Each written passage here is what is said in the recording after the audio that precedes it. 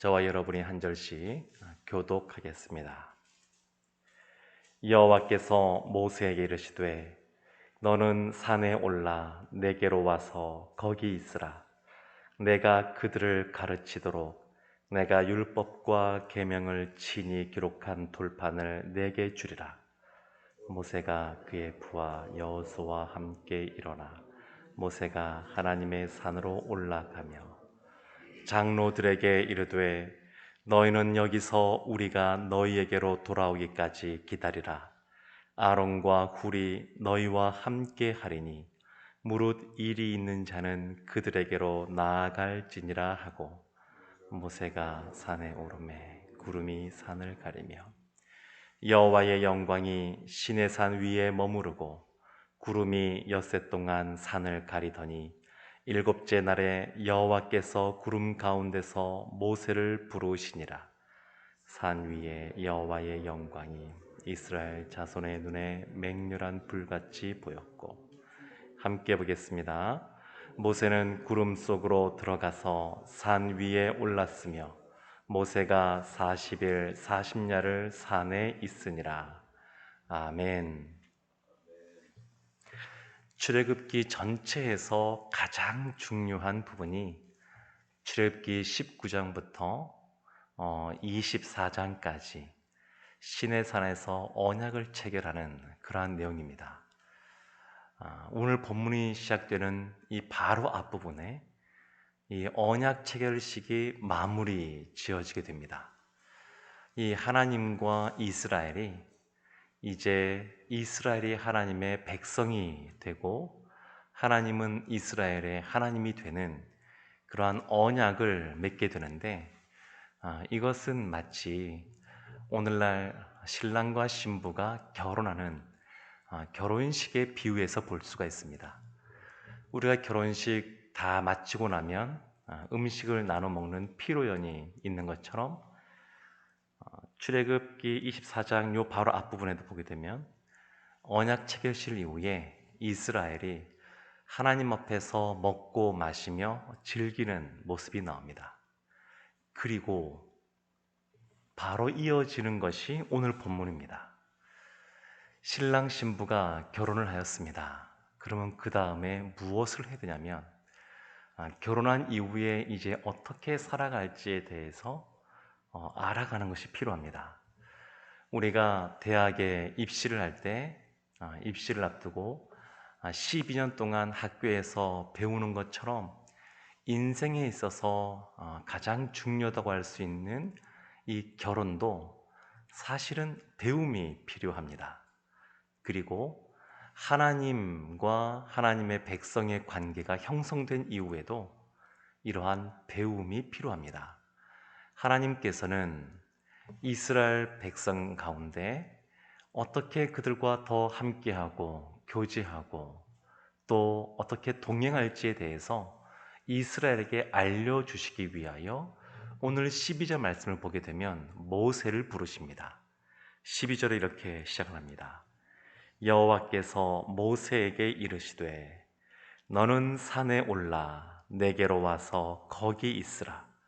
내가 그들을 가르치도록 내가 율법과 계명을 친히 기록한 돌판을 내게 주리라. 하나님이 모세를 시내산으로 다시 부르셨습니다. 그 위로 부르셨습니다.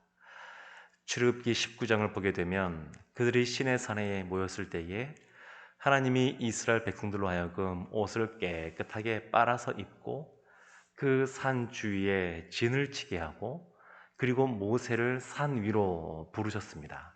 그리고 음성을 통하여 십계명도 말씀하셨습니다. 그리고 오늘 보면 이제는 그 십계명 음성으로 주어졌던 그것을 친히 이제는 돌판에서 써 주시려고 모세를 부르셨습니다. 더불어 그것만이 아니라 이 출애굽기 25장 오늘 본문 뒤에 보게 되면 31장까지 성막에 대한 내용이 나옵니다. 성막은 하나님이 거하실 그런 처소인데 하나님께서 이 모세에게 40일 동안 시내산과 산에 함께 계시면서 이 성막에 대한 규례를 주신 것 같습니다. 그래서 하나님이 이 모세를 부르셔서 십계명 두 돌판에 십계명도 적어주시고, 그리고 성막에 대해서도 40일 동안 아주 세심하게 말씀하시는 것을 볼 수가 있습니다. 우리가 하나님 앞에 하나님과 교제하고 친밀한 관계 속에 있기 위해서는 하나님의 말씀을 배워야 됩니다. 하나님이 모세에게 가르쳐주고, 모세가 이스라엘에게 또한 가르쳐주고, 그래서 우리가 하나님의 말씀을 듣고 배우고 아는 것이 필요합니다. 이사야서 말씀을 보게 되면 이사야서 48장 17절에 이렇게 하나님께서 자신을 표현하십니다. 너희의 구속자시여 이스라엘의 거룩하신 이이신 여호와께서 이르시되 나는 내게 유익하도록 가르치고 너를 마땅히 행할 길로 인도하는 내 하나님 여호와라.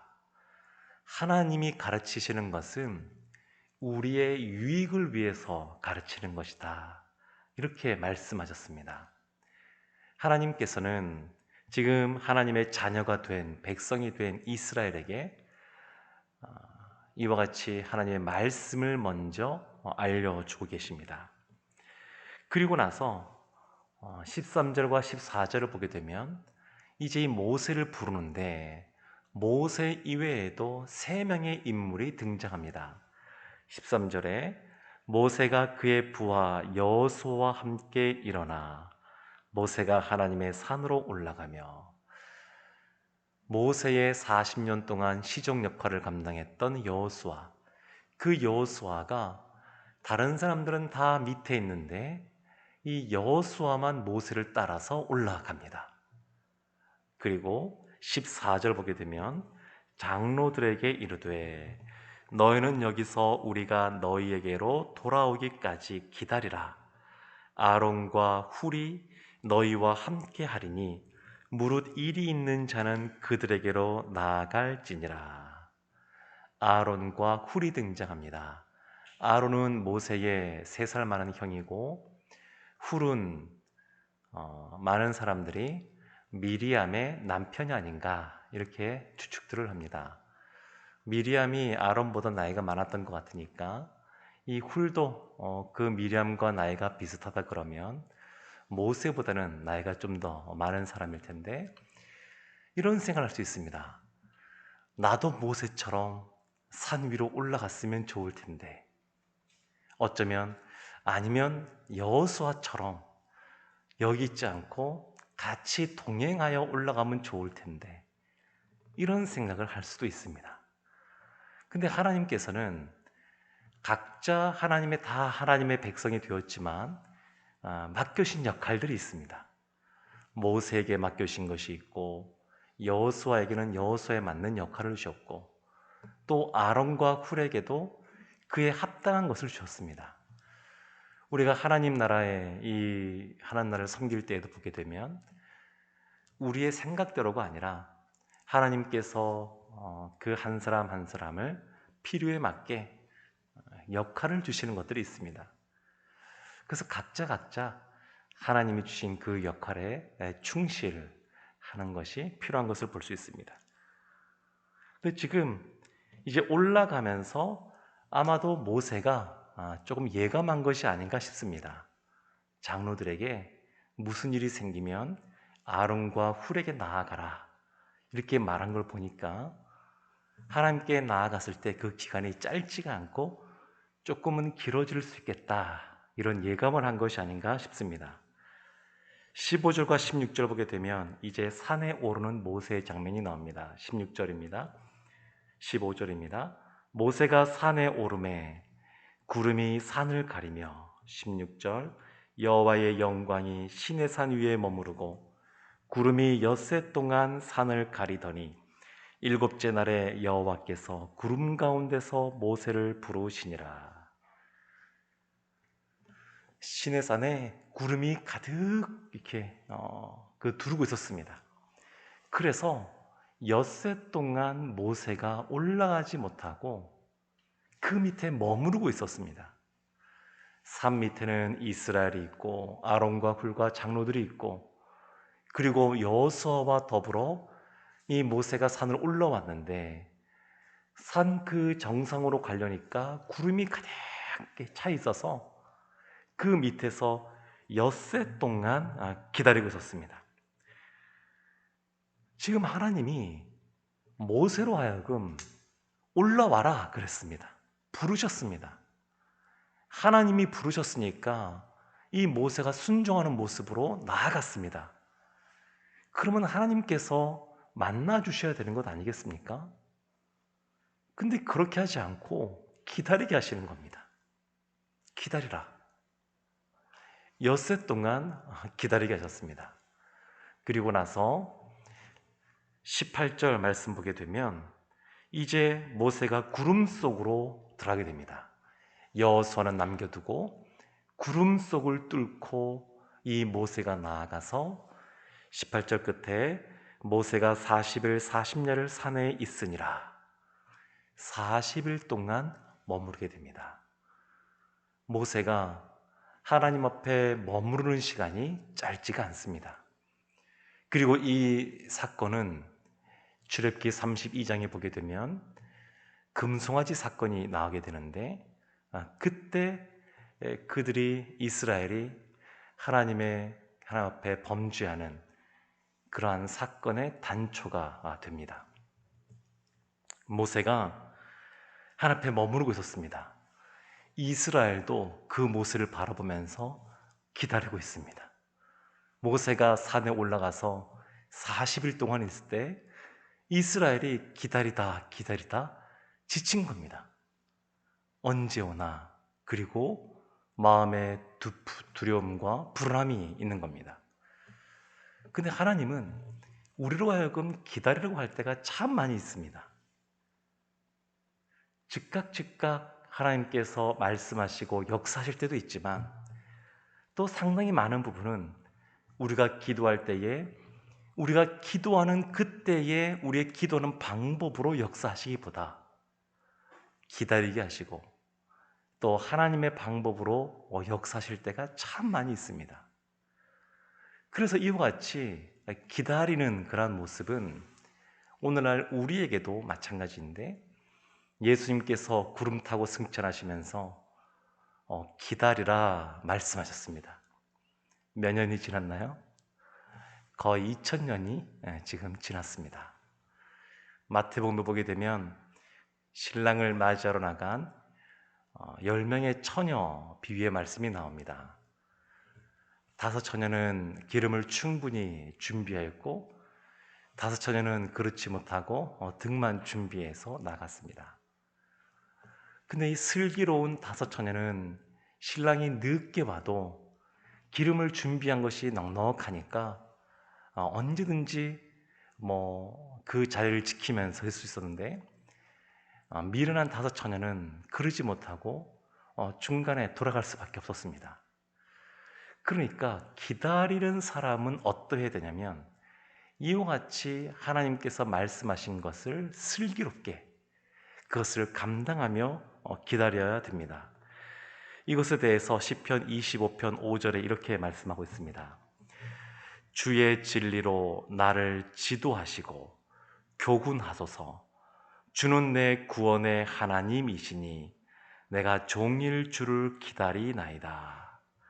시인이 주님의 진리의 말씀으로 나를 지도하고 교훈하여 달라고, 그리고 내가 종일 주님을 기다린다라고 고백합니다. 기다린다라고 하는 것은 하나님 앞에 더 집중하며 나가는 것이고, 하나님의 생각과 뜻에 나의 생각과 뜻을 맞추는 것이고, 그리고 내 힘으로 하는 것이 아니라 이 기다림이라고 하는 것은 이 모든 것이 하나님께서 행하셨다라고 하는 것을 인정하는 겁니다. 우리가 기도할 때 다니엘서에서 보았던 것처럼 기도하는 첫날 이미 하나님은 우리의 기도를 들으시는 분이십니다. 그럼에도 불구하고 많은 경우에 즉각 응답하시는 것이 아니라 하나님의 때가 되었을 때에, 우리에게 가장 좋은 때라고 여겨지는 그때에, 그때에서야 하나님께서 역사하시는 것을 볼 수 있습니다. 사랑하는 성도 여러분, 우리는 이 모세처럼 또 이스라엘 백성처럼 하나님의 백성, 하나님의 자녀가 되었습니다. 우리에게도 하나님께서는 말씀을 통하여 가르치기를 원하십니다. 이렇게 말씀을 가르치고 성막을 뒤에 짓게 하는 것은 하나님과 친밀한 교제 가운데 있기를 원하셔서 그렇습니다. 말씀을 알아야 하나님을 알고, 하나님을 알아야 본격적인 하나님과의 동행하는 삶, 하나님과의 친밀한 삶을 살 수 있기 때문에 그렇습니다. 하나님께서 하나님을 더 알아가는 우리에게 또한 하시는 말씀이 무엇이냐면 기다리라는 겁니다. 기다림. 우리가 기다리며 하나님의 말씀을 더 알아가고, 그리고 하나님 앞에 나간다 그러면 하나님이 이스라엘 통하여 신부처럼 또 친밀하게 다가오시는 그러한 은혜를 오늘 우리에게도 허락하실 줄로 믿습니다.